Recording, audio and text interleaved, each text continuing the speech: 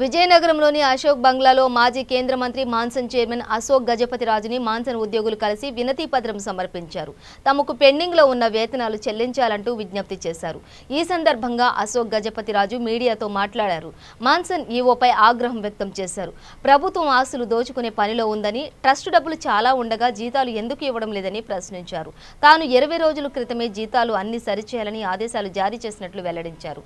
పదవి బాధ్యతలు చేపట్టి నెల రోజులు అవుతున్నా ఇంతవరకు ఈవో కలవలేదని, ఈవో కలవడానికి సమయం ఇవ్వలేనంత బిజీగా ఉన్నారా అని ప్రశ్నించారు. ఉద్యోగులు బాధలు చెప్పుకోవడానికి నా దగ్గరికి వస్తే పోలీసులు ఫోన్ చేసి రానివ్వవద్దని నాకు ఆదేశాలు ఇస్తున్నారని, పోలీసులకు తాను ఏమైనా గెట్మెన్ లాగా కనిపిస్తున్నానా అంటూ ఆగ్రహం వ్యక్తం చేశారు.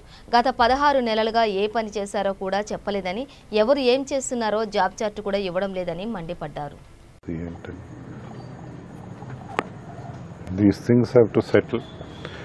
నేనైతే I've gone on contempt. I've filed a contempt this thing on in the High Court.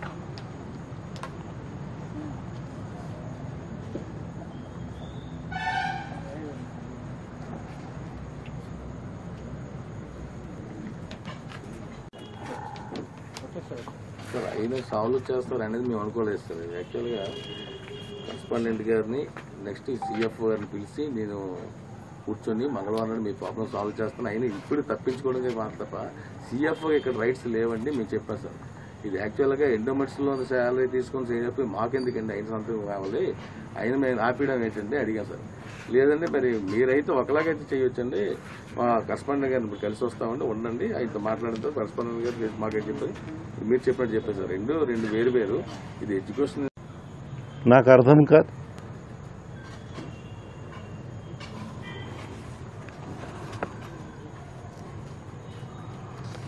నేను ఏదైనా చేయని పారదర్శకత చేద్దాం అనుకున్నాను.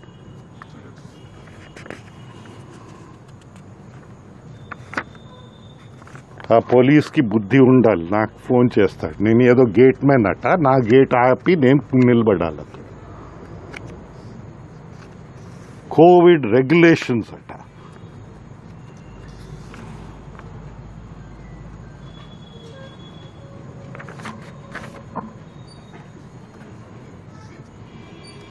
ఏ దానికి ఆన్సర్ లేదు.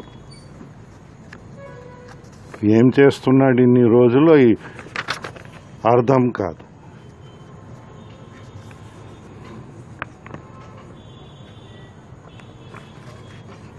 నేను ఆడిట్లో చాలా బిజీగా ఉన్నానంటాడు.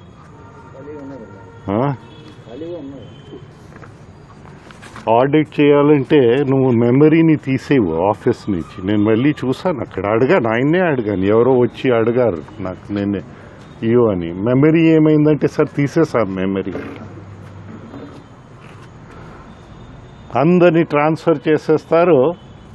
ఆడిటర్ వచ్చి ఏమడుగుతారు, కొత్త వాళ్ళు తెలుస్తుందా?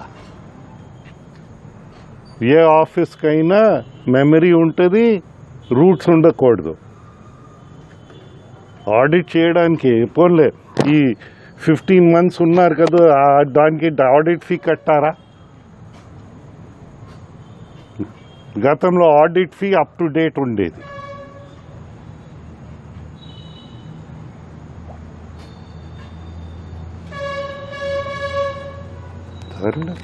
కానీ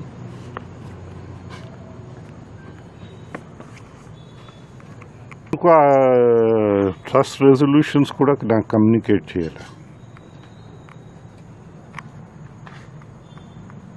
నా బాధ ఏంటంటే ఆ పోలీస్ వాళ్ళకి బుద్ధి ఉండాలి.